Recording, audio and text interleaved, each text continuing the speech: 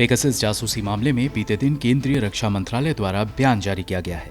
रक्षा मंत्रालय की तरफ से संसद में कहा गया कि स्पाईवेयर बनाने वाली कंपनी एनएसओ ग्रुप के साथ भारत ने कोई लेन देन नहीं किया है। भारतीय कम्युनिस्ट पार्टी से राज्यसभा सदस्य वी शिवदासन के सवाल के जवाब में राज्य रक्षा मंत्री अजय भट्ट ने कहा कि रक्षा मंत्रालय का एनएसओ ग्रुप टेक्नोलॉजी के साथ कोई लेन देन नहीं हुआ है। शिवदासन ने राज्यसभा में सवाल किया था कि क्या एनएसओ ग्रुप के साथ रक्षा मंत्रालय ने किसी तरह का लेन देन किया। उन्होंने इसके अलावा मामले से जुड़ी अन्य जानकारियां भी मांगी थीं। ये पेगासस मामले पर किसी सरकारी एजेंसी की तरफ से पहली औपचारिक प्रतिक्रिया मानी जा रही है।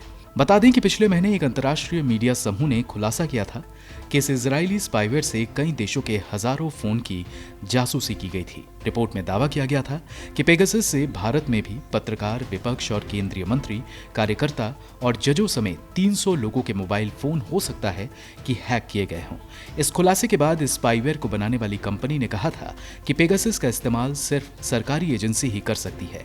वहीं सूचना प्रौद्योगिकी मंत्रालय ने जुलाई में कहा था कि ऐसी कोई भी अनधिकृत निगरानी नहीं हुई है। बता दें कि सरकार की तरफ से इस मामले में अभी तक जांच के आदेश नहीं दिए गए हैं, जबकि विपक्ष द्वारा लगातार पेगासस मामले पर संसद में चर्चा और जांच किए जाने की मांग की गई है।